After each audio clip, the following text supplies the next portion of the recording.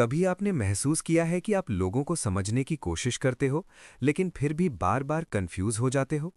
कोई आपके सामने कुछ और होता है और पीछे कुछ और। कोई आपको सपोर्ट करता दिखता है, लेकिन अंदर से compete कर रहा होता है। और कभी-कभी तो आप खुद भी समझ नहीं पाते कि आपने कोई डिसीजन क्यों लिया। अगर हम सच में ईमानदारी से देखें, तो सबसे बड़ी प्रॉब्लम दुनिया को समझना नहीं है, बल्कि इंसान को समझना है। और उससे भी ज्यादा मुश्किल है खुद को समझना। यही वो जगह है जहां पर ये किताब एक मिरर की तरह काम करती है, जो आपको सिर्फ दूसरों का चेहरा नहीं, बल्कि आपका असली चेहरा भी दिखाती है। लेकिन प्रॉब्लम यह है कि हम में से ज्यादा लोग अपने आप को ऑलरेडी समझ चुके होते हैं। हमें लगता है कि हम लॉजिकल हैं, हम फेयर हैं, हम इमोशनली स्टेबल हैं। लेकिन रियलिटी में हमारी सोच और डिसीजंस काफ़ी हद तक हिडन इमोशंस, इनसिक्योरिटीज़ और अनकॉन्शियस पैटर्न से कंट्रोल हो रहे होते हैं।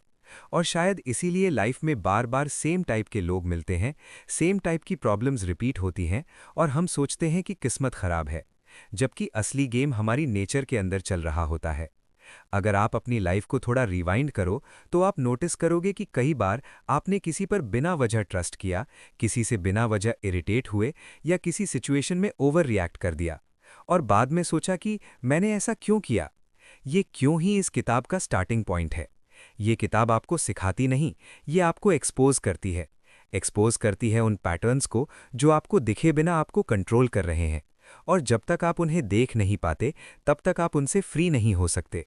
शुरुआत होती है एक सिंपल सी बात से, कि इंसान अपने आप को रैशनल समझता है, लेकिन असल में वो इमोशनल क्रीचर है, जो बाद में अपने इमोशंस को जस्टिफाई करता है। मतलब पहले फीलिंग आती है, फिर उसके सपोर्ट में लॉजिक बनाया जाता है।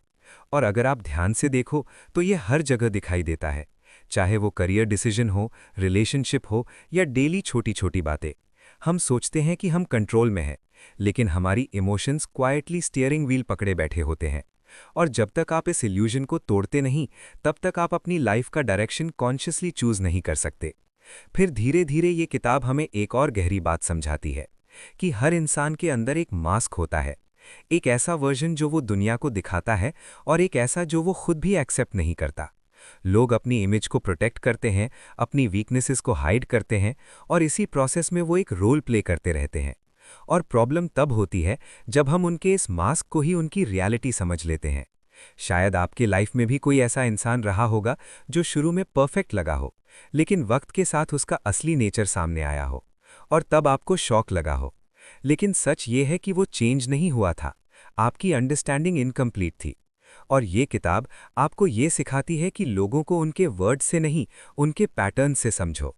वो बार बार क्या रिपीट करते हैं, वो उनका असली नेचर होता है। फिर बात आती है ईगो की, जो हर इंसान के अंदर होता है। किसी में ज्यादा विजिबल होता है, किसी में सटल। ईगो हमें ब्लाइंड करता है। हमें लगता है कि हम सुपीरियर हैं, हमारी थिंकिंग बेटर है, और इसी वजह से हम दूसरों को समझने की जगह उन्हें जज करने लगते हैं। और जब आप जज करते हो, तब आप सीखना बंद कर देते हो। लेकिन अगर आप अपने ईगो को थोड़ा साइड पर रखकर ऑब्जर्व करना शुरू करो, तो आप लोगों के बिहेवियर के पीछे के रीजंस देख पाओगे। और यही ऑब्जर्वेशन आपको पावर देता है। धीरे धीरे ये किताब हमें बताती है कि इंसान डीपली सोशल क्रीचर है। मतलब हम सबको एक्सेप्टेंस चाहिए, अटेंशन चाहिए, बिलोंगिंग चाहिए। और इसी नीड के चक्कर में हम अपनी इंडिविजुअलिटी कॉम्प्रोमाइज कर देते हैं। हम ग्रुप के अकॉर्डिंग बिहेव करते हैं, ट्रेंड फॉलो करते हैं, और कभी-कभी अपने ओरिजिनल थॉट्स को भी सप्रेस कर देते हैं। और ये सब इतना सटल होता है कि हमें पता भी नहीं चलता कि हम अपनी लाइफ खुद नहीं, बल्कि एनवायरनमेंट के इन्फ्लुएंस में जी रहे हैं। फिर एक इंटरेस्टिंग चीज सामने आती है, कि लोगों के एक्शंस को समझने के लिए उनके वर्ड्स से ज्यादा उनकी पास्ट और इनसिक्योरिटीज को देखना पड़ता है। हर इंसान अपने पास्ट का प्रोडक्ट होता है। उसकी चाइल्डहुड, उसके एक्सपीरियंसेस, उसकी फेलियर्स और उसकी सप्रेस्ड डिजायर्स मिलकर उसका प्रेजेंट बिहेवियर बनाते हैं। और जब आप किसी को इस नज़रिए से देखते हो, तो आपका रिएक्शन चेंज हो जाता है। गुस्सा कम होता है, समझ बढ़ती है, और यही अंडरस्टैंडिंग आपको इमोशनल मैच्योरिटी की तरफ ले जाती है। लेकिन यहाँ एक ट्विस्ट आता है। जितना आप दूसरों को समझने लगते हो, उतना ही आपको अपने अंदर के अनकंफर्टेबल ट्रूथ्स दिखने लगते हैं। आप रियलाइज करते हो कि जो फ्लॉज आप दूसरों में देखते हो, वो कहीं ना कहीं आपके अंदर भी एग्जिस्ट करते हैं। और ये रियलाइजेशन ईजी नहीं होता, क्योंकि हम सब अपने आप को एक पॉजिटिव इमेज में देखना चाहते हैं। लेकिन ग्रोथ वहीं से स्टार्ट होती है, जहां आप अपनी रियलिटी को एक्सेप्ट करते हो।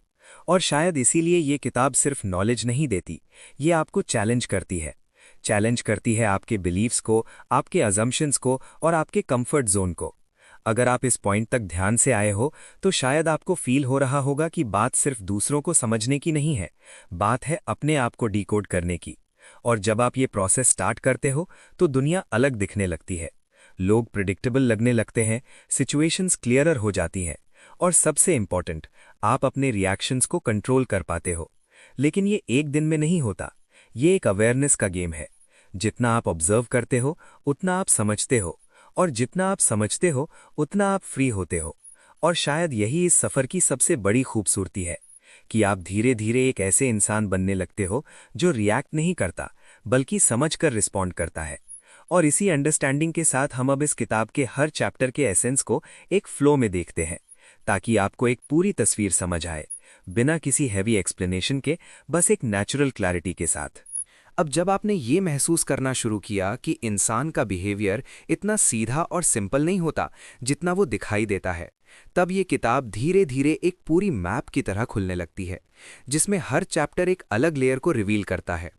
और अगर हम इसे एक फ्लो में देखें तो सबसे पहले ये हमें इमोशनल सेल्फ कंट्रोल की इंपॉर्टेंस समझाती है कि जब तक आप अपनी इमोशंस को समझ नहीं पाते तब तक आप किसी भी सिचुएशन में क्लैरिटी से एक्ट नहीं कर सकते, क्योंकि आप रिएक्ट कर रहे होते हो, चूज नहीं कर रहे होते। फिर ये बात आती है कि लोग अपने आप को कैसे प्रेजेंट करते हैं, कैसे वो एक रोल प्ले करते हैं जिससे वो एक्सेप्टेंस और रिस्पेक्ट पा सकें, और कैसे हमें उन रोल्स के पीछे की रियलिटी को देखना सीखना चाहिए। उसके बाद ये किताब हमें बताती है कि हर इंसान के अंदर नार्सिसिज्म होता है, मतलब एक सेल्फ सेंटर्ड नेचर जो हर चीज़ को अपने पर्सपेक्टिव से देखता है। और अगर आप इसे समझ जाओ तो आप लोगों के रिएक्शंस और एक्सपेक्टेशंस को बेटर समझ सकते हो। फिर ये जेलसी और एनवी की बात करती है, जो क्वाइटली रिलेशनशिप्स को डिस्ट्रॉय कर देती है, लेकिन कभी ओपनली एक्सेप्ट नहीं की जाती। और अगर आप थोड़ा ध्यान दो तो आपको ये हर जगह दिखने लगेगी, कभी सटल तरीके से, कभी डायरेक्ट। फिर एग्रेशन की बात होती है कि कैसे लोग अपनी फ्रस्ट्रेशन को इनडायरेक्टली एक्सप्रेस करते हैं, पैसिव एग्रेसिव बिहेवियर के थ्रू या फिर अननेसेसरी कॉन्फ्लिक्ट क्रिएट करके। और फिर ये किताब हमें समझाती है कि लोग अपनी इनसिक्योरिटीज़ को कैसे हाइड करते हैं, कैसे वो एक कॉन्फिडेंट इमेज बनाते हैं ताकि उनकी वल्नरेबिलिटीज़ किसी को ना दिखें। फिर जेंडर डायनामिक्स की बात आती है कि कैसे मैस्कुलिन और फेमिनिन ट्रेट्स हर इंसान के अंदर होते हैं और इम्बैलेंस होने पर बिहेवियर डिस्टॉर्ट हो जाता है। और फिर एमलेसनेस की बात होती है कि जब इंसान के पास क्लियर पर्पस नहीं होता तो वो ईजिली इन्फ्लुएंस हो जाता है, ग्रुप मेंटालिटी में फ्लो करने लगता है और अपनी इंडिविजुअलिटी खो देता है। धीरे धीरे ये चैप्टर्स एक दूसरे से कनेक्ट होते हैं और आपको एक होलिस्टिक अंडरस्टैंडिंग देते हैं कि इंसान का नेचर कितना लेयर्ड है। लेकिन सिर्फ ओवरव्यू से रियल चेंज नहीं आता। रियल चेंज तब आता है जब कुछ आइडियाज़ आपके अंदर डीपली बैठ जाते हैं, और यहाँ से शुरू होता है वो पार्ट जो आपकी थिंकिंग को धीरे धीरे शिफ्ट करता है। सोचिए, कितनी बार आपने किसी सिचुएशन में इंस्टेंटली रिएक्ट किया है बिना सोचे समझे, और बाद में रिग्रेट किया है। शायद किसी ने कुछ कह दिया और आपका मूड खराब हो गया, या आपने किसी को हर्ट कर दिया, या फिर आपने कोई डिसीजन ले लिया जो बाद में गलत निकला। ये सब इसलिए होता है क्योंकि हम अपनी इमोशंस को रियल टाइम में आइडेंटिफाई नहीं कर पाते। और यहाँ एक पावरफुल शिफ्ट आता है जब आप रिएक्ट करने के बीच में एक छोटा सा गैप क्रिएट करते हो, एक पॉज, जहाँ आप बस ऑब्जर्व करते हो कि आप क्या फील कर रहे हो, बिना उस फीलिंग के कंट्रोल में आए। शायद पहले ये आर्टिफिशियल लगे, लेकिन धीरे धीरे ये आपकी हैबिट बन जाती है, और जब ये हैबिट बन जाती है तो आपका पूरा बिहेवियर चेंज हो जाता है। आप इम्पल्सिव नहीं रहते, आप ग्राउंडेड हो जाते हो, और यही इमोशनल मास्टरी का स्टार्टिंग पॉइंट है। फिर एक और गहरी बात सामने आती है जो थोड़ी अनकंफर्टेबल हो सकती है, कि हम सब के अंदर नार्सिसिस्टिक टेंडेंसीज होती हैं। मतलब हम सब चाहते हैं कि लोग हमें समझें, हमें इंपॉर्टेंस दें, हमें अप्रिशिएट करें, और इसमें कोई प्रॉब्लम नहीं है। प्रॉब्लम तब होती है जब हम दूसरों की रियलिटी को इग्नोर कर देते हैं, जब हम सिर्फ अपनी फीलिंग्स और अपने पर्सपेक्टिव में अटक जाते हैं, और यही जगह है जहां रिलेशनशिप्स ब्रेक होने लगते हैं। लेकिन अगर आप कॉन्शियसली दूसरों के पर्सपेक्टिव को समझने की कोशिश करो, अगर आप जेन्युइनली सुनो बिना तुरंत जज किए, तो आपका कनेक्शन लोगों के साथ डीपन होने लगता है। और ये कोई टेक्निक नहीं है, ये एक शिफ्ट है, एक ऐसा शिफ्ट जहां आप अपने आप से बाहर निकलकर दूसरे इंसान की दुनिया में जाते हो, और यही एम्पैथी की रियल पावर है। फिर बात आती है एनवी की, जो शायद सबसे हिडन इमोशन है। कोई ओपनली एक्सेप्ट नहीं करता कि वो जेलस है, लेकिन अंदर ही अंदर कंपैरिजन चल रहा होता है। किसी की सक्सेस देखकर हल्का सा डिस्कम्फर्ट फील होता है, किसी की प्रेज सुनकर थोड़ा इरिटेशन आता है, और ये सब नॉर्मल है। लेकिन अगर आप इसे इग्नोर करते हो तो ये स्लोली आपके बिहेवियर को पॉइजन कर देता है। आप दूसरों को नीचा दिखाने लगते हो या उनसे डिस्टेंस क्रिएट कर लेते हो। लेकिन अगर आप ऑनेस्टली अपने अंदर देखो और इस फीलिंग को एक्सेप्ट करो तो आप इसे ट्रांसफॉर्म कर सकते हो। आप इसे एक सिग्नल की तरह यूज कर सकते हो जो आपको बताता है कि आप क्या चाहते हो, और फिर आप उस डायरेक्शन में काम कर सकते हो बिना किसी नेगेटिविटी के। और यही इमोशनल इंटेलिजेंस का एक इम्पॉर्टेंट पार्ट है। फिर एक और गहरी बात सामने आती है कि लोग अपनी इनसिक्योरिटीज़ को हाइड करने के लिए कैसे बिहेव करते हैं। कोई ओवर कॉन्फिडेंट दिखता है, कोई अननेसेसरीली डोमिनेट करता है, कोई हमेशा अटेंशन चाहता है। और अगर आप सरफेस से आगे देखो तो आपको समझ आता है कि ये सब एक कवर है, एक शील्ड है जो वो अपने अंदर की वीकनेस को प्रोटेक्ट करने के लिए यूज़ कर रहे हैं। और जब आप इस पर्सपेक्टिव से लोगों को देखते हो तो आपका रिएक्शन सॉफ्ट हो जाता है, आप उन्हें पर्सनली लेना बंद कर देते हो, और ये आपको एक अलग लेवल की क्लैरिटी देता है। लेकिन यहाँ सबसे बड़ा ट्विस्ट ये है कि जितना आप दूसरों को डिकोड करते हो उतना ही आपको अपने अंदर के पैटर्न्स क्लियर दिखने लगते हैं। आप रियलाइज करते हो कि आप भी कभी कभी वही मास्क पहनते हो, आप भी अपनी इनसिक्योरिटीज़ को हाइड करते हो, आप भी कंपैरिजन में फंस जाते हो। और ये रियलाइजेशन अनकंफर्टेबल हो सकता है, लेकिन यही ग्रोथ का डोरवे है, क्योंकि जब तक आप अपने फ्लॉज को देखते नहीं तब तक आप उन्हें चेंज नहीं कर सकते। और धीरे धीरे आप एक ऐसे इंसान बनने लगते हो जो सिर्फ दूसरों को नहीं बल्कि खुद को भी समझने लगता है। और शायद यही सबसे बड़ा ट्रांसफॉर्मेशन है कि आप अनकॉन्शियस से कॉन्शियस की तरफ मूव करते हो, जहां आप सिर्फ लाइफ को एक्सपीरियंस नहीं करते बल्कि समझ कर जीते हो। और जब आप इस स्टेज पर पहुंचते हो तो आपको रियलाइज होता है कि पावर का मतलब दूसरों को कंट्रोल करना नहीं है, बल्कि अपने आप को समझना और कंट्रोल करना है। और इसी रियलाइजेशन के साथ कहानी अब और गहरी होने वाली है। और जब ये समझ धीरे धीरे अंदर सेटल होने लगती है, तब आपको महसूस होता है कि ये किताब सिर्फ लोगों को समझने का टूल नहीं है, बल्कि एक ऐसा लेंस है जिससे देखकर आप अपनी पूरी जिंदगी को नए तरीके से इंटरप्रेट कर सकते हो। अब आप हर सिचुएशन में सिर्फ सरफेस नहीं देखते, आप पैटर्न्स देखते हो, इंटेंशंस देखते हो, और सबसे इंपॉर्टेंट, अपनी रिएक्शंस को भी देखते हो। और यहीं से एक नई क्लैरिटी जन्म लेती है। सोचिए, अगर आप हर बार रिएक्ट करने से पहले एक सेकंड के लिए रुक जाओ, अगर आप हर बार किसी को जज करने से पहले उसके पर्सपेक्टिव को समझने की कोशिश करो, अगर आप हर बार कंपैरिजन में गिरने के बजाय अपनी डायरेक्शन पर फोकस करो, तो धीरे धीरे आपकी पूरी पर्सनैलिटी ट्रांसफॉर्म होने लगती है। और ये कोई ड्रामेटिक ओवरनाइट चेंज नहीं होता, ये छोटी छोटी अवेयरनेस की वजह से होता है जो आप रोज प्रैक्टिस करते हो। लेकिन यहाँ एक इम्पॉर्टेंट बात समझनी ज़रूरी है कि ये प्रोसेस ईजी नहीं होता, क्योंकि हम अपने पैटर्न्स के साथ कंफर्टेबल हो जाते हैं, चाहे वो हमें हर्ट ही क्यों ना कर रहे हों। और जब आप उन्हें चेंज करने की कोशिश करते हो तो अंदर रेजिस्टेंस आता है। आपको लगता है कि मैं ऐसा ही हूँ, या इतना डीपली चेंज कैसे होगा। लेकिन सच ये है कि इंसान की नेचर फिक्स्ड नहीं होती, वो फ्लेक्सिबल होती है, बस उसे कॉन्शियसली शेप करना पड़ता है। और यही वो जगह है जहां से रियल ग्रोथ स्टार्ट होती है। जब आप अपने आप को ऑब्जर्व करते हो बिना जजमेंट के, जब आप अपनी वीकनेसेस को एक्सेप्ट करते हो बिना शेम के, और जब आप धीरे धीरे उन्हें इम्प्रूव करते हो बिना प्रेशर के, फिर आपको रियलाइज होता है कि आपकी लाइफ में जो कॉन्फ्लिक्ट्स थे, जो मिसअंडरस्टैंडिंग्स थे, उनमें से काफ़ी कुछ अननेसेसरी था। वो सिर्फ इसीलिए था क्योंकि आप या दूसरा इंसान अपनी अनकॉन्शियस पैटर्न से ऑपरेट कर रहे थे। और जैसे ही अवेयरनेस आती है, क्लैरिटी आती है, और जहां क्लैरिटी होती है वहां अननेसेसरी ड्रामा खत्म होने लगता है। फिर बात आती है उन सवालों की जो शायद आपने कभी कॉन्शियसली नहीं पूछे, जैसे कि क्या मैं सच में लोगों को समझने की कोशिश करता हूं, या सिर्फ अपनी एक्सपेक्टेशंस उन पर प्रोजेक्ट करता हूं। क्या मैं अपनी लाइफ के डिसीजंस कॉन्शियसली लेता हूं, या सिर्फ एनवायरनमेंट के इन्फ्लुएंस में फ्लो करता हूं। क्या मैं अपने इमोशंस को कंट्रोल करता हूं, या वो मुझे कंट्रोल करते हैं। और सबसे गहरा सवाल, क्या मैं अपने आप को वैसे देख पाता हूं जैसे मैं सच में हूं, या फिर मैं भी एक मास्क के पीछे जी रहा हूं। ये सवाल अनकंफर्टेबल हो सकते हैं, लेकिन इन्हीं सवालों में वो पावर छुपी है जो आपकी लाइफ को शिफ्ट कर सकती है।